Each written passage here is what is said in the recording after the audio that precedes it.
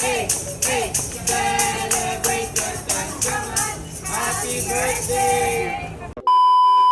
For today's vlog ay may lakad nga kami ngayon dahil isa-celebrate namin ang birthday ni boss. Pero bago nga yun, dinaanan muna nga namin itong mga food na in-order namin sa faculty dahil dadaan nga kami muna sa aming pinapagawang bahay. Ilang buwan na nga rin itong under renovation at i-check na nga natin kung ano na nga ba yung improvement. Alam kong ang ilan sa inyo ay excited na rin na makita kung ano na nga bang update sa aming pinapagawang bahay, kaya eto at ipapakita ko nga sa inyo ang ilan sa mga clip. As you can see, napakarami pa talagang dapat ayusin at mga ilang weeks pa nga ito bago matapos. Pero don't worry, dahil oras na matapos ito, ipapakita ko sa inyo kaagad. Pagkatapos nga namin sa bahay, ay bumiyahe na nga rin kami papunta nga dito sa may sakayan ng jeep at pupunta nga kami sa may Vista Mall. Dito nga naisipan ni boss na ayain kami para nga i-celebrate ang kanyang birthday at mag-lunch na rin. Pagkaakyat nga namin dito sa second floor ay nakita nga namin itong modern siyang na isang Chinese restaurant. Maganda yung ambience dito, malawak yung place, maraming table kaya maraming maa-accommodate. May complimentary tea and crackers at talaga namang ang sasarap ng mga food dito.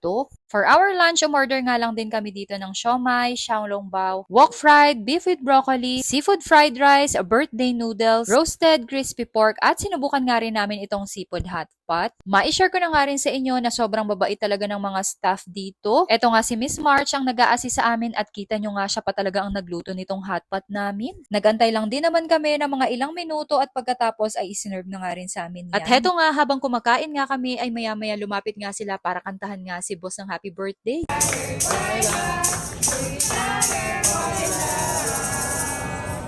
Happy birthday to you. 1, 2, 3, happy birthday to you. Happy birthday, happy birthday to you. Happy birthday, happy birthday, happy birthday.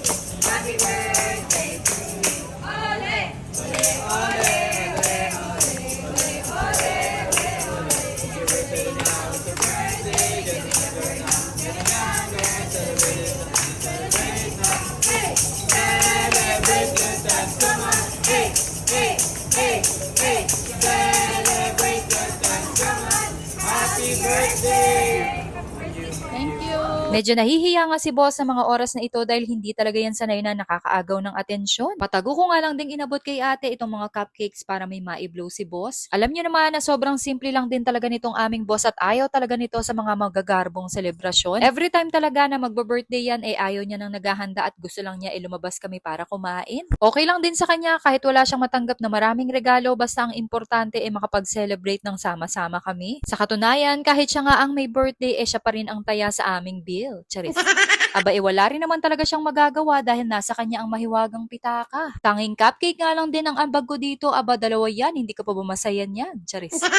Kidding aside, talagang kontento na kami sa ganitong klase ng selebrasyon. Medyo social na nga itong aming celebration dahil nasa Chinese restaurant kami ngayon. Dati kasi kung hindi sa Jollibee, mang inasal ang pinupuntahan namin dahil sa Only Rice. Pero ngayon, thank you Lord dahil nakakapag-celebrate na rin kami sa resto. Pagkatapos nga namin kumain, akala ko talaga para sa daddy nila itong cupcake na binili ko. Aba, at nanguna pa nga itong dalawang ito at ayan nga naging dessert pa nga nila. Mabuti na lang din talaga at masarap nga itong nabili kong cupcake kaya nakain din nila. At itong free mantaw bread nga ang napunta kay Daddy Boss na kanyang naging dessert. Pagkatapos nga namin dito ay nagbayad na nga rin kami at thank you Lord dahil nabusog na naman po ang aming mga tiyan. And yes, hindi pa po tapos ang aming mga kaganapan dito kaya sa susunod na vlog na lang po ulit. Yun lang. Thanks for watching.